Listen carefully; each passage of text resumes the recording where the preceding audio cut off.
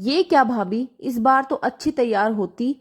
ऐसी भी क्या कंजूसी, मेरे ससुराल वाले तो आपका ही इंतजार कर रहे थे कि मुंबई वाली भाभी कैसे तैयार होगी, और आप नाक कटा दिया आपने मेरी। चिढ़कर बोली ननद रीतिका। हाँ पूजा, कम से कम साड़ी तो नहीं फैशन की पहननी थी। और तुमने ये क्या कर रखा है, मेकअप भी इतना गंदा, और मेरे ऊपर इतने कटाक्ष तोले जा रहे थे।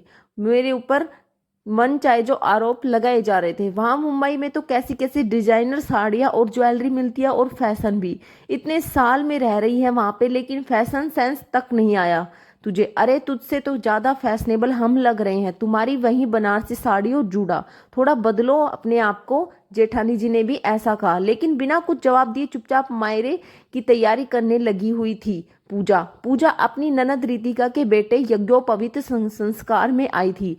परिवार की छोटी बहू पूजा अपने पति रोहित, सास ससुर, दो बच्चों के साथ मुंबई रहती है। एक जेठानी है जो ससुराल वाले शहर ही रहती है। बाकी सारे रिश्तेदार भी वहीं आसपास रहते हैं, इसलिए निरंतर संपर्क में रहते हैं। लेकिन पूजा दूर रहती है, इसलिए सबके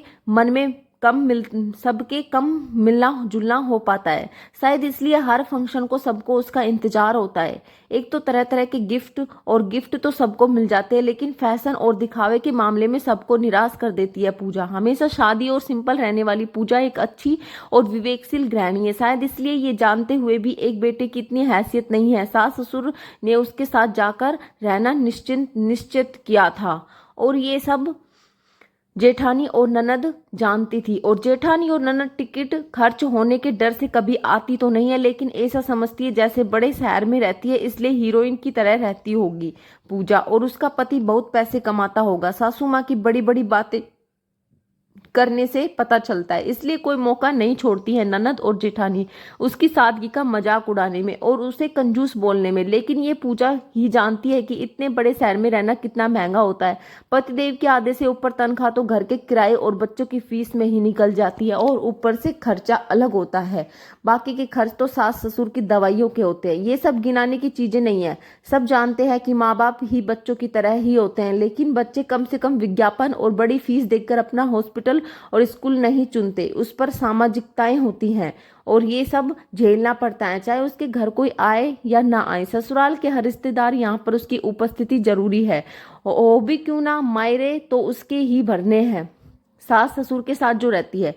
इस बार भी इसलिए आई है, ननद के घर फंक्शन है तो मायरा देना था। पूजा शुरू होने ही वाली थी, ननद उसके पास यही कंफर्म करने आई थी कि मायरा तैयार है ना, लेकिन उसको देखकर चिढ़ गई। निसंदेह कोई पुरानी या गंदी साड़ी नहीं पहनी है पूजा ने, लेकिन जो लोग ज्यादातर साड़ी पहनते रहते हैं उन्हें बदलते फैशन का भी ध्यान रहता है, और खरीदने की इच्छा भी।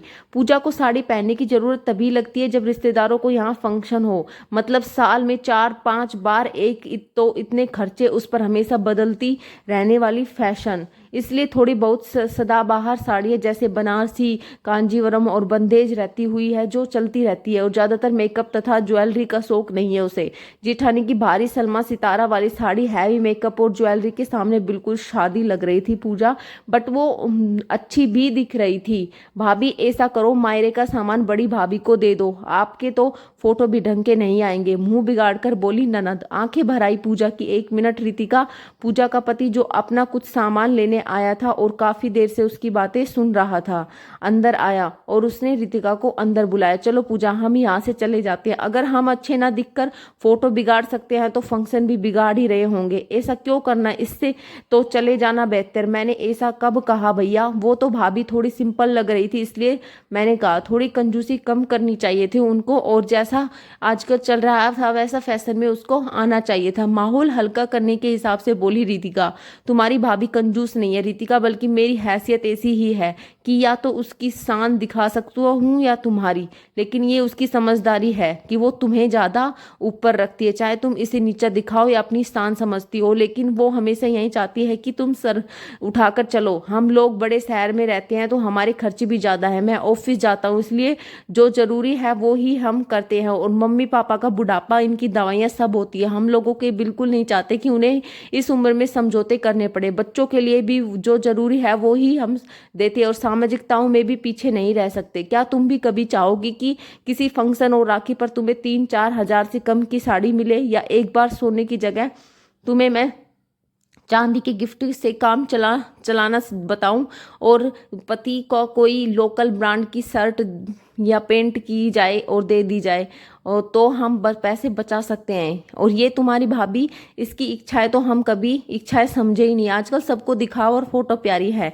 जैसे मोबाइल पर स्टेटस लगाया जाए, फिर भी भाभी अच्छी दिख रही है तो उन्हीं का फोटो खींचना, वो भी कुछ तो दे ही रही होगी, हमारा मायरा उन्हें देने की क्या जरूरत थी। रोहिता ने कहा कि अरे तुम तो बुरा मान गए भैया, मेरा मतलब तो वो नहीं था। सक पकाते हुए बोली रितिका, तुम्हारा जो भी मतलब था, लेकिन एक बात याद रखना, अगर तुम्हारी भाभी ने सचमुच कंजूसी शुरू कर दी ना तो सबसे पहले तुम्हारा ही सर नीचा होगा। इसलिए एक वो ही है जो दुख झेलकर भी तुम लोगों के नखरे उठाती है और तुम्हें सर ऊंचा करके जीने की स्वतंत्रता देती है। वरना दूसरों को देख लो, खुद 5,000 की साड़ी पहनते हुए भी तोहफे में 500 का गिफ्ट देते हैं, वो भी प्राइस टैग के साथ। रोहित की बात पूरी होने से पहले ही भाभी खिसक ली थी वहां से, और चकित सी पूजा गर्व से देख रही थी कि आप अपने समझदार पति देव को, जो कि इतनी समझदार वाली बातें कर रहे थे। और रितिका वहीं खड़ी थी चुपचाप सी, शायद हिम्मत जुटा रही थी कि माफी मांग ले।